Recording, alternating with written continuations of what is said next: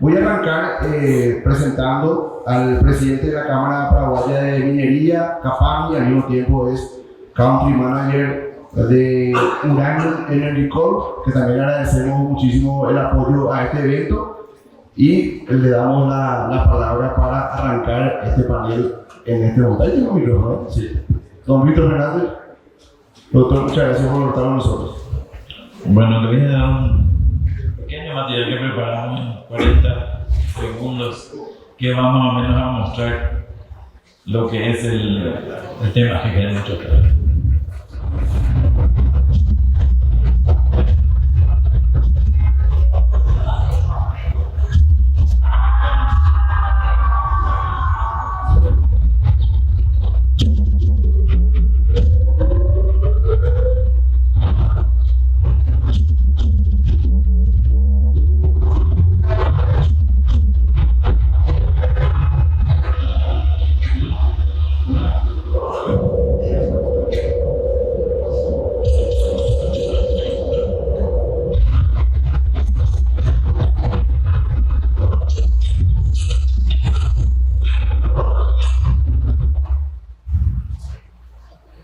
Muy bien. Estos 40 segundos que pasaron más o menos nos muestran tal vez lo que el ingeniero Recalde dijo acá.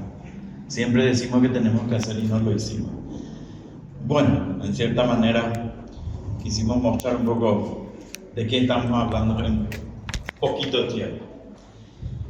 La CAPAMI desde hace un buen tiempo está consciente de esto, cree fundamentalmente que es una entidad que puede colaborar con el país para, en conjunto con sus asociados, como el caso de Uranium Energy Corp, que tiene 2 proyectos de uranio y 1 de titanio ya en el país, muy cerca de empezar la fase de producción,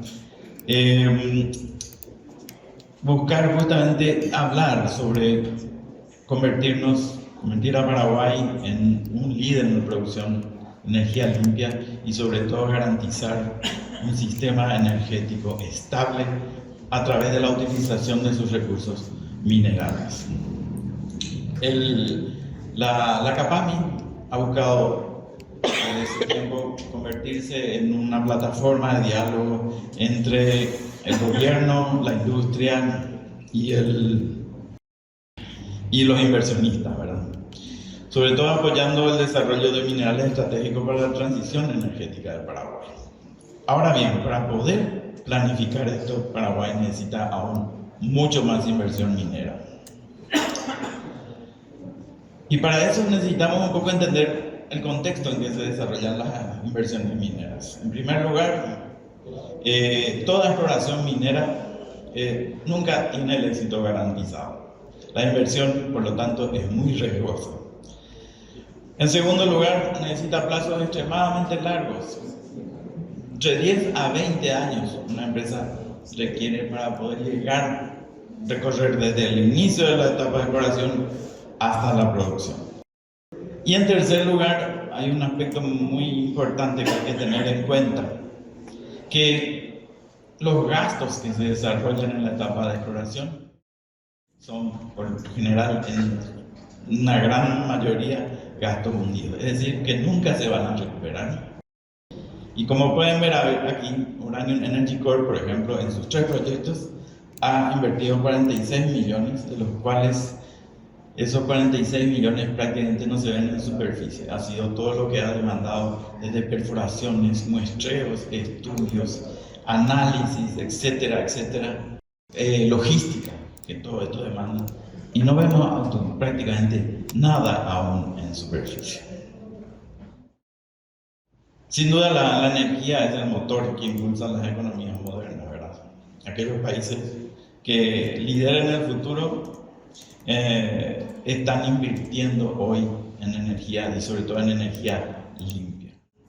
Y nosotros creemos que el momento para posicionar a Paraguay es ahora. Nosotros tenemos que comenzar a movernos, justamente lo que decía el ingeniero, tenemos que hacer, no pensar en hacer. Ahora bien, ¿por qué hablar de uranio? ¿Por qué uranio tiene que ser parte de la solución. Sin duda es una de las fuentes más limpias y más eficientes. No produce emisiones de carbono en el proceso de generación de energía. Y va a facilitar fundamentalmente la independencia y la seguridad energética nacional. ¿Por qué? En primer lugar, porque ya tenemos en el país. Está comprobado, hay 2 proyectos de Uranium Energy Corp justamente, que garantizan que ya tenemos yacimientos de uranio. Por otro lado, la producción de energía a través de la energía nuclear es sostenible, confiable y comprobada. Se utiliza en más de 30 países. Ahora bien, ¿por qué hablar? ¿Qué es el uranio? Cuando hablamos de uranio, nos preguntamos, bueno, ¿y qué es realmente? Y hay mucha desinformación a este respecto, ¿verdad? Y tenemos sobre todo mucho miedo por esa falta de información. Sin embargo, el uranio es un elemento que se encuentra en todas partes. Está en la roca, en el suelo sobre el cual caminamos, está en nuestro organismo, está en la vegetación, está en la madera de los árboles y fundamentalmente estamos en permanente contacto con él y también estamos en contacto en forma permanente con otro tipo de emisiones que la gente no se imagina.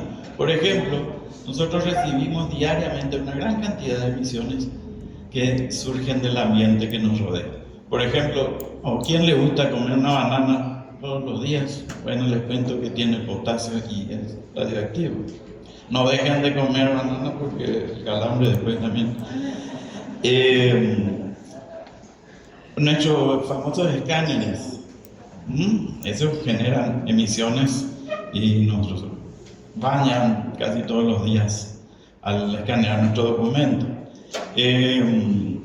La energía cósmica que recibimos del espacio también es la emisión que estamos recibiendo.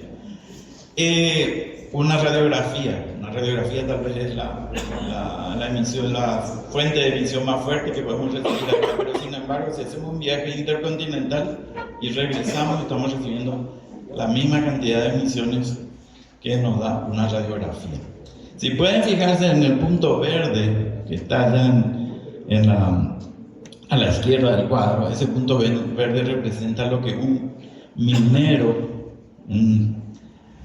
recibe en un proceso de trabajo en minería, ¿verdad? O sea que es el trabajo en minería realmente, y sobre todo en el proceso que aplica Uranium Energy Corp, que es el proceso de recuperación in situ o ISR, las emisiones son muy bajas, es decir, no existe prácticamente ningún tipo de riesgo radiológico.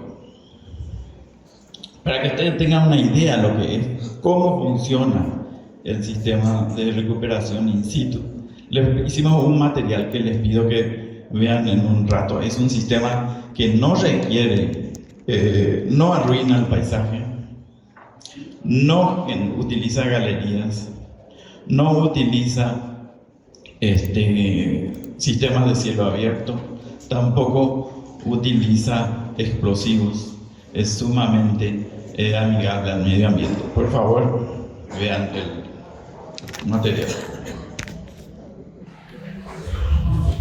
Energy Corporation es el desarrollo de proyectos de uranio con geología única, susceptibles a la minería de recuperación in situ. La tecnología de minería de recuperación in situ, ISR, es un método de minería comprobado con menor impacto ambiental y una inversión de capital considerablemente menor que los métodos de minería convencionales. La tecnología ISR se ha utilizado durante los últimos 30 años para recuperar uranio de depósitos naturales de tipo Rollfront en Estados Unidos y todo el mundo. El proceso de ISR de uranio, el proceso natural que depositó el uranio en las areniscas, se invierte. El agua subterránea in situ se enriquece con oxígeno gaseoso y se introduce en el yacimiento de uranio mediante un sistema de pozos de inyección. La solución disuelve el uranio en la arenisca y se bombea a las columnas de intercambio iónico de recuperación.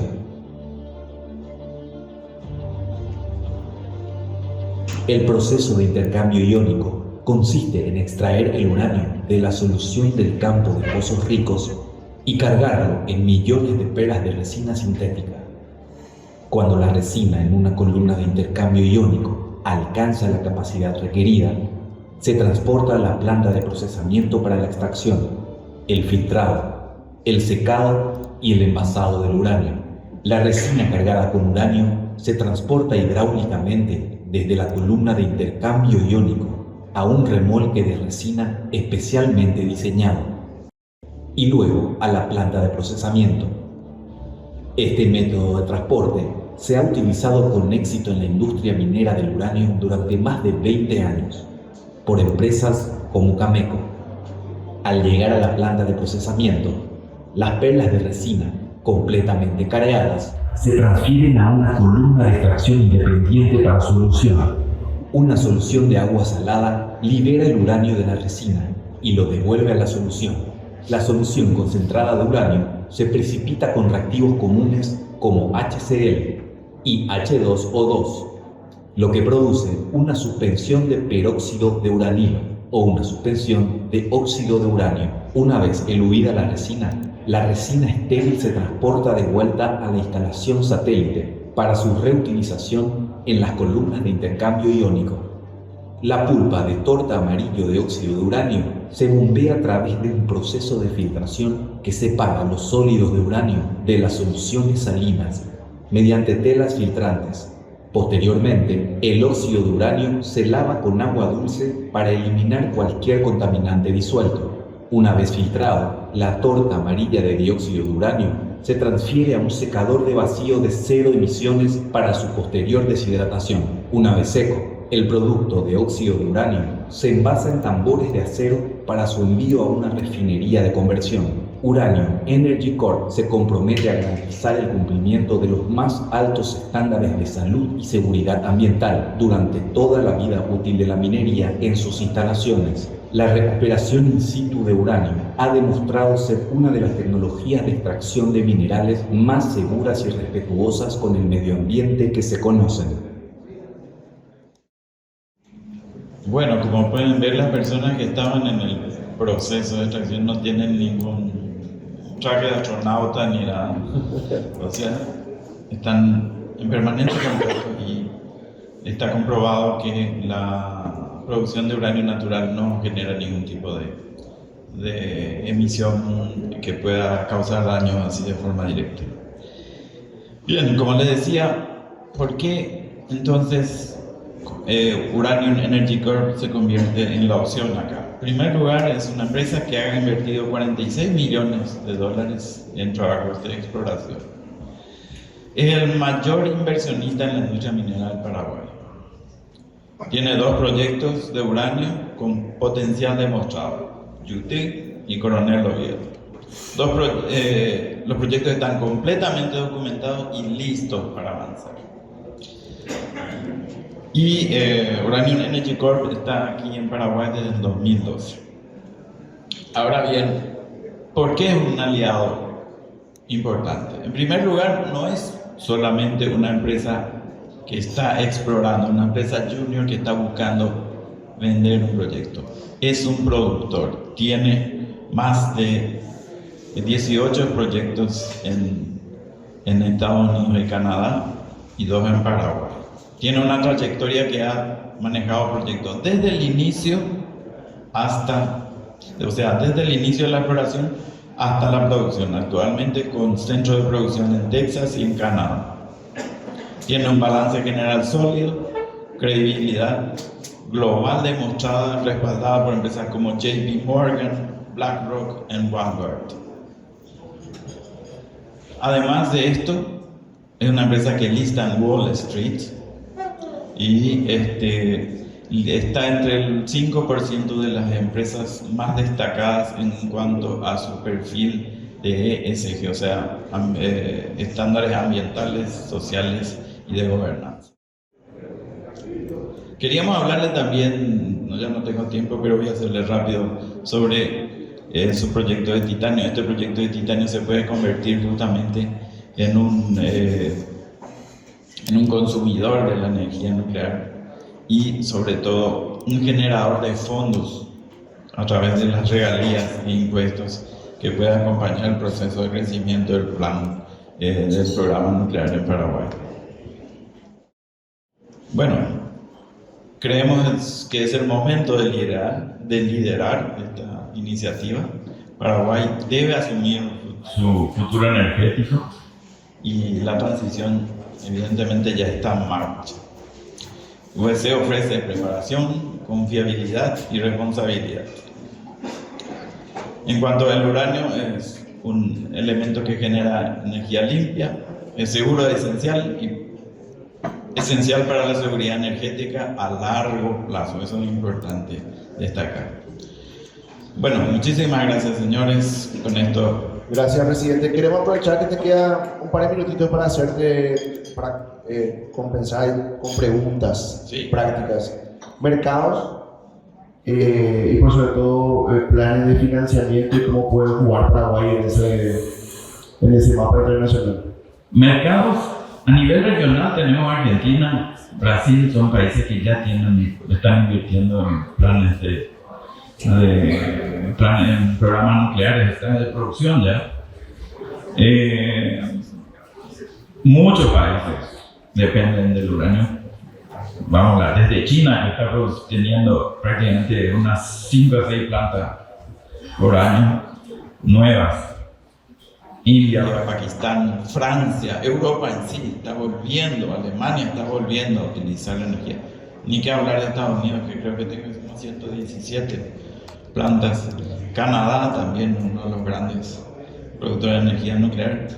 Bien, ojalá podamos pensar nosotros que esto es posible, porque es una energía limpia, una energía que no genera un gramo de carbono en la atmósfera y sobre todo es, ¿cómo te voy a decir? Se puede utilizar como energía de base, no es que va a estar dependiendo del tiempo, de la temperatura ni del sol. El tema ambiental es muy claro, pero normalmente el manejo de recursos como el uranio genera un impacto geopolítico. ¿Qué riesgo hay en el mapa de la geopolítica?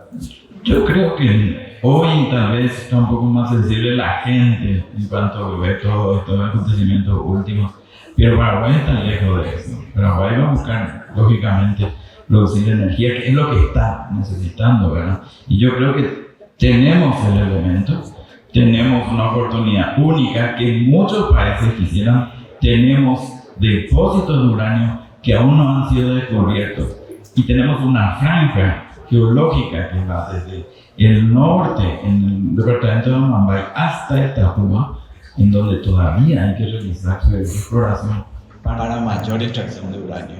Si Dios quiere y tenemos una ley adecuada que nos dé un marco ideal para la inversión, esto puede ser una gran realidad.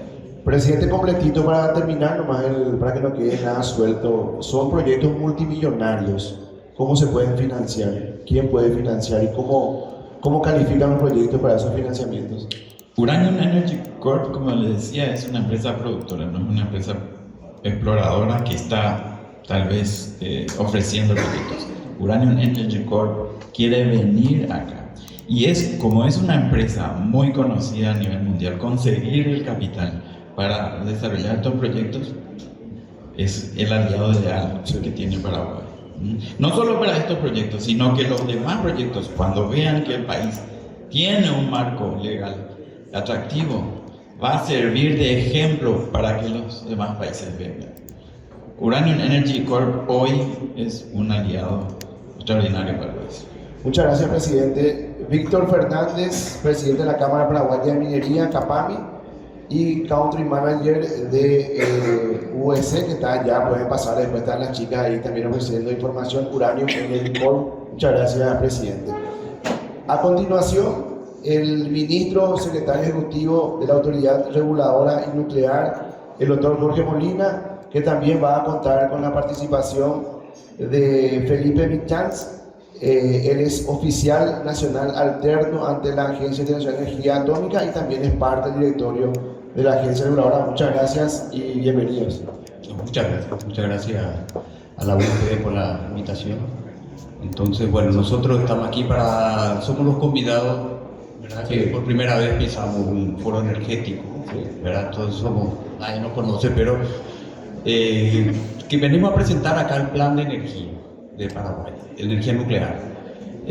Una de las patas del plan de energía es justamente la generación, ¿verdad? de núcleo eléctrica, y la otra pata sería el uranio, utilizar el uranio, ¿verdad? No necesariamente el uranio que vamos a extraer, el UAC vamos a utilizar en una planta nuclear aquí, sino eso ya viene con llave en mano, depende de la empresa, eso van en ROTS, que realmente depende de cada empresa. Ahora, pero sí lo que queremos es utilizar los cánones, ¿verdad? El ingreso que genera la venta de uranio al extranjero para financiar justamente el reactor.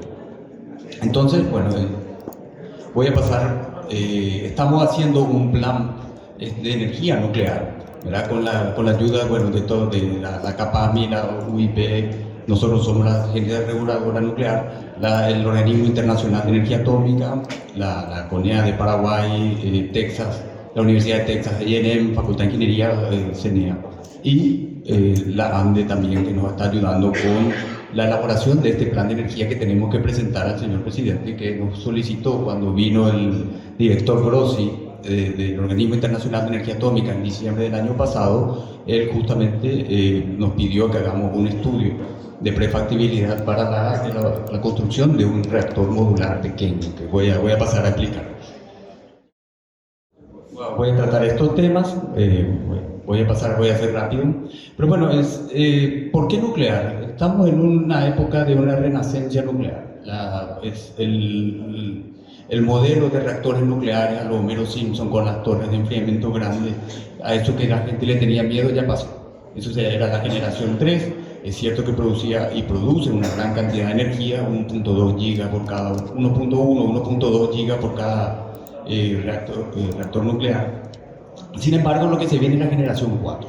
La generación 4 son menores, son llamados Small Modular Reactors, y esta es la proyección hecha por la NEA de Francia, donde para el 2050 la capacidad instalada en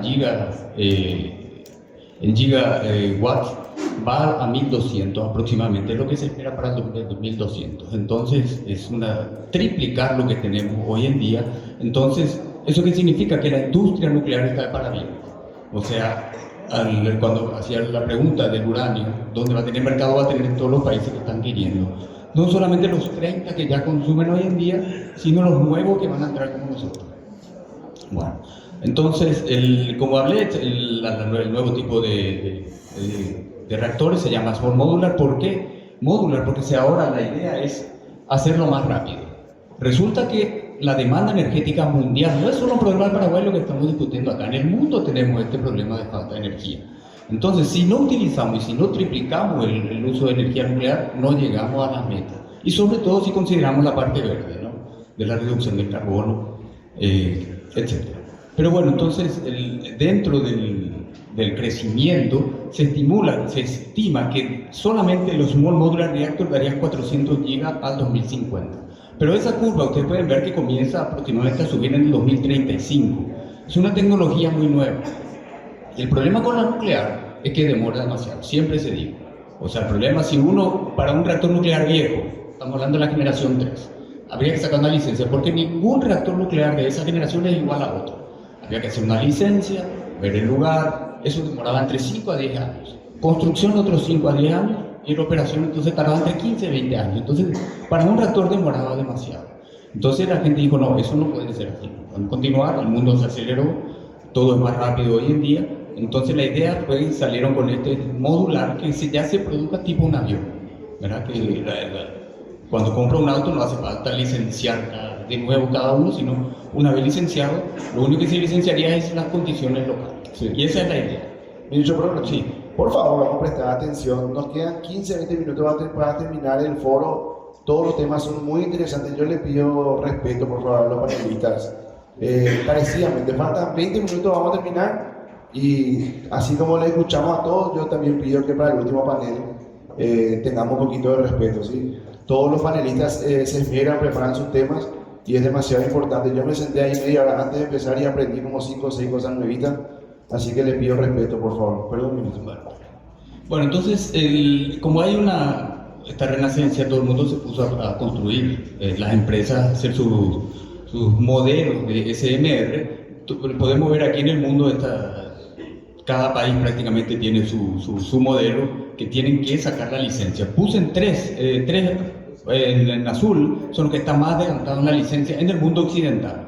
Hay un solo SMR funcionando hoy en día en China, ¿verdad? Y 2 en Rusia, pero esos son más viejos dentro de otro concepto, pero se los considera SMR porque son menos de 300 megas. Entonces, acá tengo 2 que ya están licenciados, que se licenció uno hace 2 meses y el otro hace 15 días. El GE Hitachi, General Electric Hitachi, es uno de ellos, y el NuScale Power, que es de 77 megas, y el Hitachi es de 300 megawatts. Bueno, y las tecnologías que ustedes pueden ver aquí en esta lista son todas las nuevas tecnologías que se proponen para los SMR. Ahí tenemos los water coolers, que son los enfriamientos por agua, que la mayoría de los tipo 3, 85% de ellos ya son enfriados a agua, y que los nuevos, el refrigeración a gas, con alta dosis de enriquecimiento, el fast spectrum. Después tenemos los microreactores y las sales, sobre todo el de torio, que se está llevando a cabo, pero nosotros nos vamos a concentrar en que son refrigerados por agua. Y voy a presentar 2 modelos. Este es el modelo tipo Homero Simpson, que es con el Pressurized Water Reactor, PWR, que se dice, donde hay 2 circuitos. Uno pueden ver ustedes a la izquierda, dentro del domo, que es el circuito primario, que se mantiene a alta presión para que no entre en ebullición, y ese, cuando se mezcla con el agua que viene del río, que ustedes pueden ver la otra, ahí se enfría y se produce el vapor que va a mover la turbina, que va a ir al generador. Esa es la manera de generar en este tipo de reactores, que sobre todo utilizan los submarinos, ¿no? También hay bastantes comerciales de este tipo. Sin embargo, el Boiling Water Reactor es el que más existe hoy en día. Entonces tenemos ahí que la caldera, el núcleo del reactor, va a generar el vapor. Ese vapor va a mover la turbina directo, no hace falta un circuito secundario, sino un circuito primario. Entonces, sin entrar mucho en los detalles, la ventaja... Sí, si bien ahorramos en 2 circuitos, sin embargo la desventaja es que tenemos que el vapor radioactivo va a llegar a la turbina. Entonces, cuando hay que hacer mantenimiento, hay que esperar un poquito de la turbina. Bueno, y el que les mostré anteriormente, el de 300, el Hitachi, es el sistema de SMR. Podemos ver, bueno, no quiero entrar en detalle, pero solamente quiero mostrar que es un solo circuito, y eso lo hace mucho más seguro. Quiero hablar de la seguridad.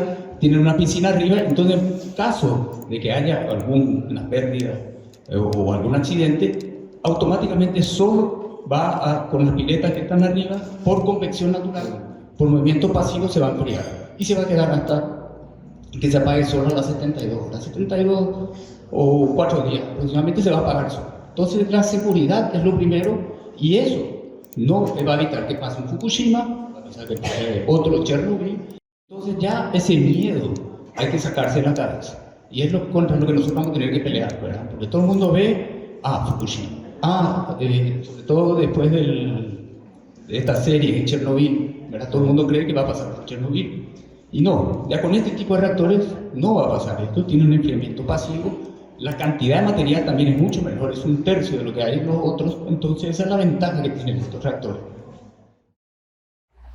Y bueno, solo para ver la comparación en el tamaño, podemos ver los de atrás, que son los de 1 giga, más o menos. Los del medio son los 300, los modulares, el tamaño. Y los microreactores, que son los que pueden entrar hasta en un camión.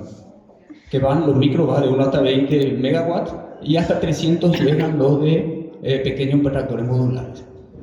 ¿Y por qué modulares? No solamente desde el punto de vista de que se pueden hacer el módulo, el núcleo del reactor, sino también que se puede poner uno al lado de otro. Son chiquitos, la ventaja. Ustedes pueden ver eso, ponen uno al lado de otro, podemos llegar, múltiplo de 300, podemos llegar a 10 gigas, 20 gigas, lo que queramos, ¿no? Uno al lado de otro. Bueno, entonces, ¿cómo llegamos a esto? ¿Verdad? Es muy lindo todo, digamos que le presento al presidente, le gusta, hagamos, desde poco. ¿Qué tenemos que hacer? Bueno, primero tenemos que presentarnos ante el Organismo Internacional de Energía Atómica. Existe un plan para que el Paraguay se declare país nuclear. Entonces, nosotros estamos en la fase 1, estamos por terminar la fase 1, donde tenemos que tomar una posición nacional.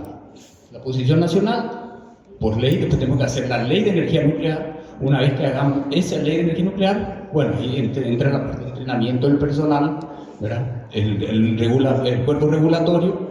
Y una vez que definamos eso en la fase 2, ya pasamos a la parte de licitación, bueno, y el licenciamiento, ¿no?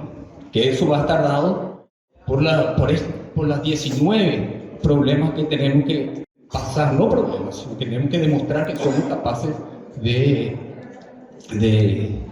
lidiar con esto. Bueno, entonces tenemos la posición nacional, que es donde estamos en este momento ahora. Sin embargo, tenemos algunas cosas que ya lo estamos haciendo. Por ejemplo, la parte de la seguridad nuclear, ¿verdad? La protección de la radiación, la parte de la eléctrica grid, que la ANDE la maneja muy bien, ¿verdad? Tenemos todo eso. Digamos que de esto, la mitad ya la tenemos. La otra mitad tenemos que empezar, sobre todo la parte legal, que vemos ahí que es el cuarto. No tengo un pointer, ¿verdad? Pero bueno, después tenemos el funding, el financing, que es justamente uno de los temas que tratamos nosotros, que va a tocar el ingeniero Mitchell después. Y son todas partes que ya las tenemos estudiadas, si bien que para cada uno, para que el organismo valide cada uno de estos, tiene que hacer una misión y venir a dar el ok. Una vez que terminamos eso, podemos decir que podemos hacer las licitaciones y demás cosas necesarias, ¿no? Y bueno, ¿cuál es nuestra situación ante la OEA? Nosotros tenemos, cada 2 años sale el libro rojo del uranio, que gracias justamente al UIC, que son los que están haciendo las prospecciones, tenemos los datos de que puede aportar al Paraguay el...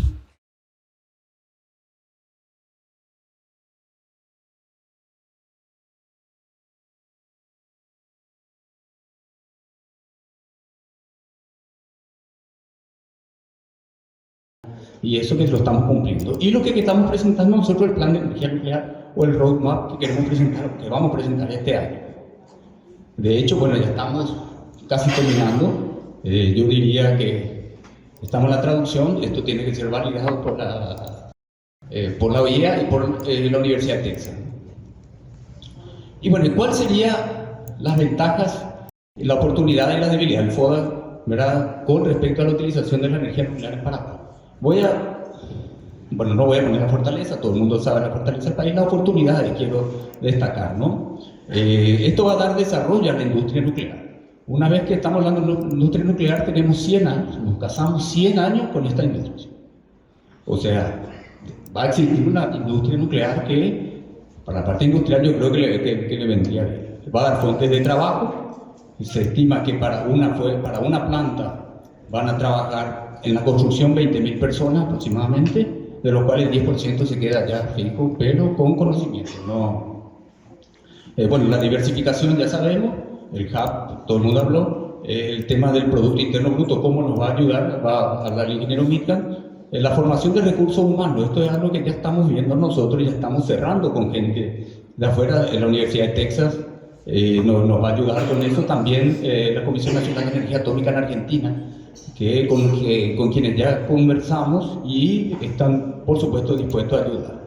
Esto nos va a dar una posición geopolítica porque acá ustedes vieron que en el 2035 comience. Si nosotros lo ponemos ahora en la lista, podríamos comenzar en 2035 o 2040. En ese quinquenio podemos comenzar y seríamos los primeros en Sudamérica con esta tecnología. Si bien Argentina y Brasil ya tienen, pero tienen el tipo 3. ¿Verdad? El tipo 4 somos los primeros junto con El Salvador que levantamos la mano, que estaríamos interesados de ser viable.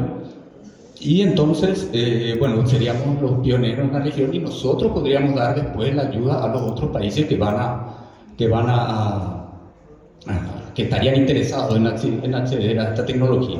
Estuvimos en un foro hace 2 semanas donde vimos que de los países que están interesados en la región, Perú, Ecuador, Chile, todos están un paso atrás. O sea, prácticamente nosotros estaríamos antes que ellos, podríamos, para la parte industrial, digo, que si nosotros adquirimos know-how, podríamos ir, ¿verdad? Pues ser un referente en la región. Si bien lo importante es ser referente aquí y preocuparnos de nuestros problemas y después veremos los del resto, ¿verdad? Y bueno, el aumento de la inversión extranjera, y bueno, nosotros tenemos, por supuesto, de la parte de la reestructuración, de la regulación, porque en este momento no tenemos la parte de la regulación en la nucleoeléctrica, sí tenemos en la regulación en la parte de medicina nuclear, que eso funcionamos, tenemos experiencia. Bueno, las debilidades, todas estas las vamos a mejorar si es que tenemos el OK y vamos a trabajar y ya tenemos, junto con el plan, cómo atacar cada uno de ellos. Y bueno, ahora voy a dar el micrófono al ingeniero Milcar, que nos va a hablar sobre todo de la parte económica y cómo podemos financiar esto. Sí, muy buenas tardes a todos.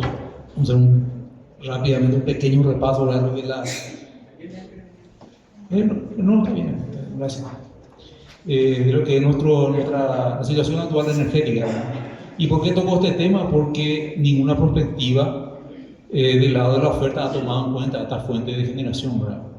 Entonces, un poco este es el último balance energético nacional, publicado así el LAC de OLAD. Y bueno, al lado tenemos el tema de la matriz energética. Vamos a dividir prácticamente en 3 partes: la parte de oferta primaria, después la energía secundaria y después por sectores. Bueno, todos conocemos, ¿verdad? Lo que es en sí la matriz energética es un resumen del balance energético. ¿Y por qué toco este tema? Porque ahí definimos el año base para hacer la perspectiva a largo plazo. Ahí vemos nuestro consumo, prácticamente todo a hidrocarburos, ¿verdad? Una relación más o menos 40-20 más o menos. Está en el último cuadro el consumo por fuente y bueno, también el consumo un poco por sectores. Con alto predominio uso de leña, sobre todo en el sector industrial, viendo los costos de centavo de dólar kilovatio hora, estamos hablando más o menos 1 centavo de dólar kilovatio hora para generación de energía del sector industrial, y con 5 centavos de dólar más o menos sector industrial de energía eléctrica, 5-1 la relación, y residencial 7 más o menos. Bueno, es un poco un resumen, voy a tratar tanto detalles porque va a ser todo muy avanzado. Y bueno, de ahí se desprende, ¿verdad? Del balance energético, ¿verdad? Y la perspectiva, que vamos a analizarlo al 2050 porque esa es la que oficial, ¿verdad? Está publicada en la página web del Viceministerio de Minas y Energía. Está bien diversificada la edición ahí, hay varias perspectivas. La ANDE también tiene su perspectiva, PNUD también tiene su perspectiva, también el doctor Sach también había hecho también un estudio de perspectiva, pero con un enfoque de descarbonización al 2050. Bueno, y tenemos los 3 escenarios, serían uno de Minas y Energía, el otro de ANDE y el tercero de la CEPE, ¿verdad? Bastante oportuno. Sí, la diferencia un poco, ¿verdad? Más enfocado un poco en una perspectiva no tanto a largo plazo al lado de la demanda, pero sí interesante el 14%, ¿verdad? Ese salto que se dio, que ya se había tocado al inicio del evento, ¿verdad? Entonces vemos ahí en la parte de histograma el estudio que hizo la CEPE, lado de la izquierda, en la primera vemos el estudio de ANDE, también Minas y Energía, también CEPE, el lado de potencia del lado de energía, y también la perspectiva del lado de la oferta bien diversificada hecha por Minas y Energía. Después vemos la optimización, ¿verdad? Ahí vemos los gráficos, sobre todo la diversificación bastante fuerte del año 2035 con el ingreso de la fotovoltaica, ¿verdad? Y también con el tema de ciclo combinado, tenemos 600 ciclo combinado, y también tenemos ampliaciones de máquinas en Yacyretá, que ya también se había comentado, y el tema de Itatita Coral. Entonces vemos que aquí el tema nuclear no aparece, ¿verdad? Entonces, ¿cómo haría esto? Bueno, entonces acá lo que se hizo fue hacer un ejercicio sobre la perspectiva energética del 2050. Tomamos el mismo año base que el 2018. No trabajamos en sustitución por fuente, directamente nos fuimos por capes y costos nivelados.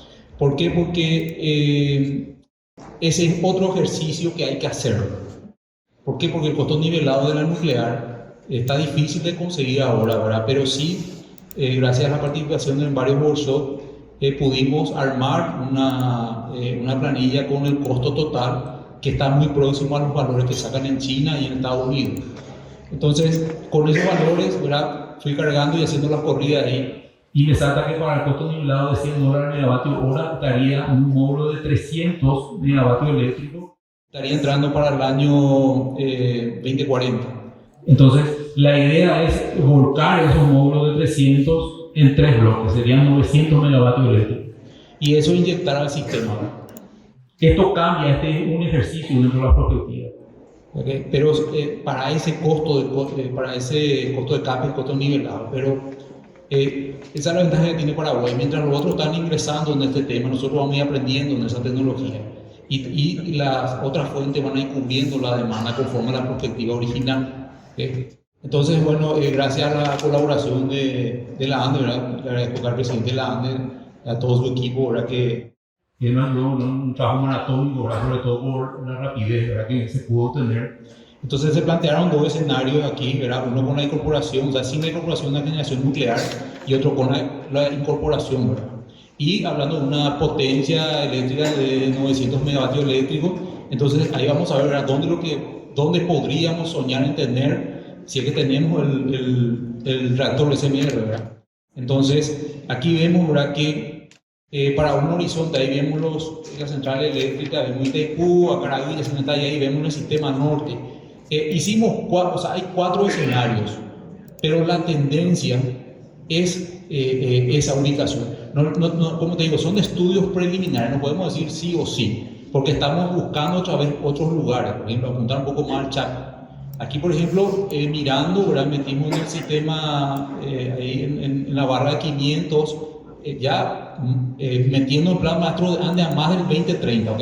Más del 2030 estamos hablando de una demanda de más de 7.000, sobre un escenario más o menos 7.000 megavatios de demanda. Entonces metimos ahí en 500 y bueno, se hizo la corrida de flujo. Ahí están las barras afectadas, son barras en 500, 7 unidades, y barras en 220 cabe 8 unidades, ¿ok? Entonces, ahí tenemos el escenario 1, dice flujo de potencia principal de zona de generación. Este sur, ahí tenemos Itaipú, Yacyretá, Acaraí, hacia la demanda, principalmente en este caso de oeste, pero realmente el área central. O sea, un 60%, ahí tenemos la demanda 7.400, entonces un 60% de eso, ¿verdad?, una solicitud de esa demanda de potencia en el área central, ¿verdad?, que incluye también metropolitana.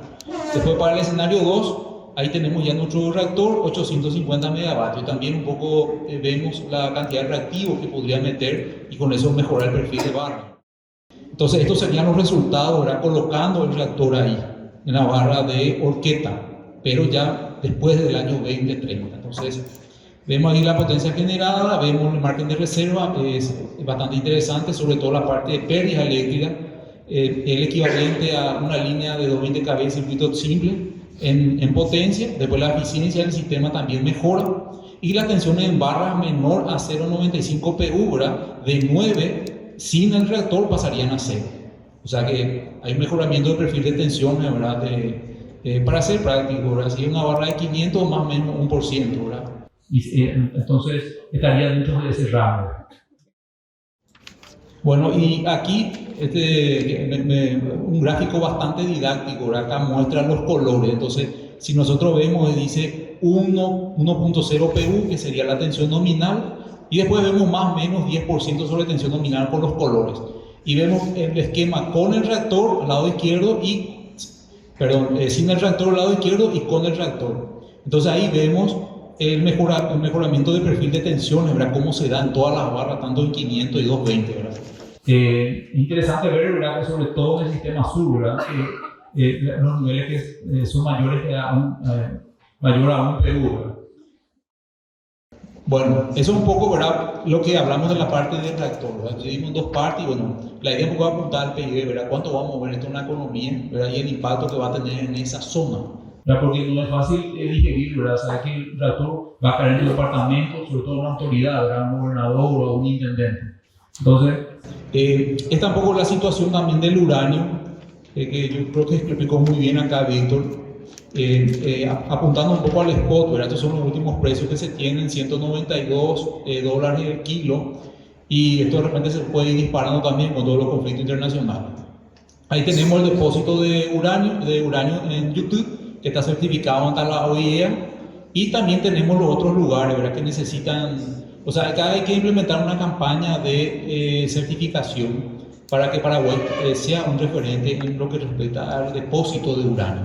Ahí tenemos los valores y bueno, sobre esos valores vamos a plantear un flujo de carga, ¿verdad? Bueno, ese es un escenario. Y acá un dato importante, ¿verdad? Porque Paraguay también puede constituirse como un exportador de uranio, sobre todo la Argentina. Este es un análisis que hicieron los argentinos, o sea, cómo nos ven los argentinos nosotros, este análisis que está aquí.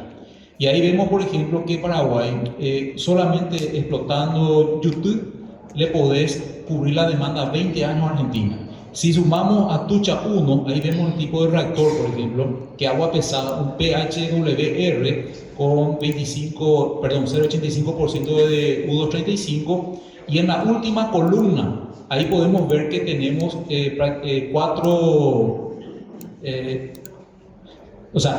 ahí estamos viendo el requerimiento de uranio por año. Si sumamos lo que requiere Atucha 1, Embalse y Atucha 2, vemos que totalizan 200 toneladas más o menos. O sea que si sacamos el uranio que tenemos y el que está certificado, porque tiene que estar certificado para poder pasar a la siguiente etapa, podemos abastecer por 20 años.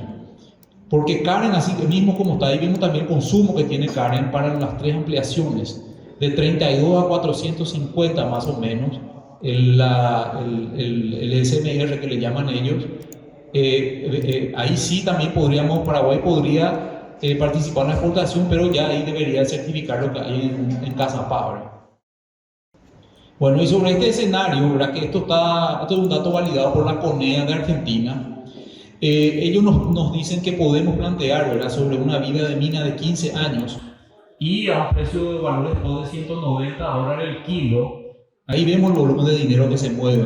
Esto es directamente descontando los costos de producción.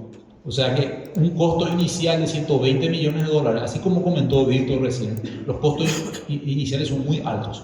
El costo operativo, 50 millones más o menos, a 15 años.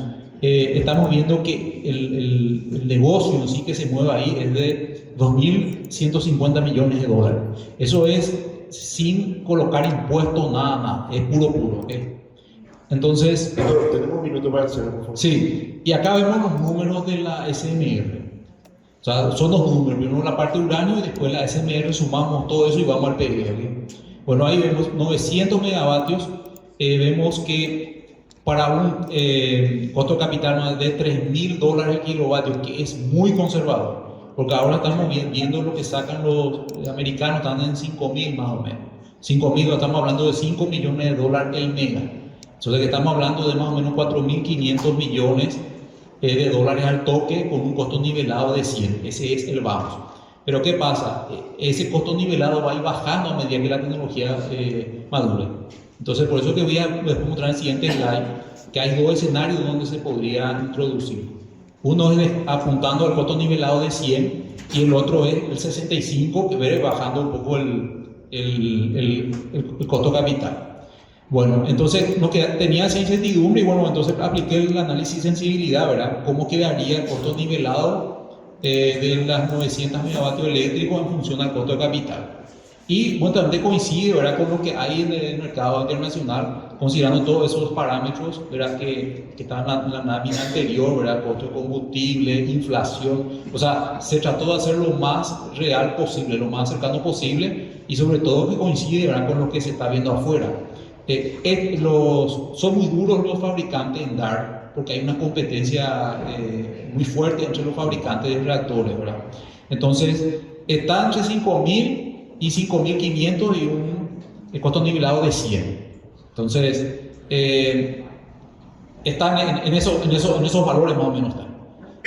Y en ese ejercicio que yo lo había mostrado de prospectiva, solamente yo había tomado $100 el megavatio hora y $5.000 el kilovatio, que son 5 millones para poder ver en qué año entrarían. Y eso también teniendo en cuenta que como lo que mostró el ministro, ¿verdad? Que estamos hablando más o menos de unos 5 a 6 años, 7 años de papeleo que hay que hacer previo, ¿verdad? Porque en cada fase entra la OI a verificar. Entonces, aquí para ir terminando, vemos el impacto del PIB, ¿verdad? Vemos el comportamiento del PIB desde el 61 hasta el 2018 y vemos que en dos años fueron los que hubieron un impacto muy fuerte, ¿verdad? El tema Itaipú y un efecto de rebote allá por el 2009. Y para haciendo la proyección tomé un crecimiento moderado de 3.8, o sea, que nosotros vamos a crecer un 3.8, ¿verdad? Tomando los... eso podemos discutir si vamos a crecer más o menos, ¿verdad? Pero a modo indicativo. Y ahí vemos que más o menos estaría, lo que aportaría el tema del reactor más el uranio, estaríamos hablando de un 6% en un quinquenio. Ahí tenemos el doctor. Gracias, doctora. Y ahí está la conclusión de Las conclusiones. Gracias. Sí. Vamos a compartir también los materiales con todos los participantes del foro, porque la verdad que todos los paneles nos quedamos cortos de tiempo porque es tan interesante. Como les decía hace rato, cada tema da para un foro completito, así que vamos a compartir los materiales. Muchísimas gracias, Víctor Fernández, presidente de la Cámara Paraguaya de Minería, CAPAMI, y también muchas gracias al ministro, al doctor Jorge Molina, ministro secretario ejecutivo de la Autoridad Reguladora y Nuclear, y al doctor Felipe Millán, que es miembro del directorio. Muchas gracias por participar en este panel. Muchas gracias.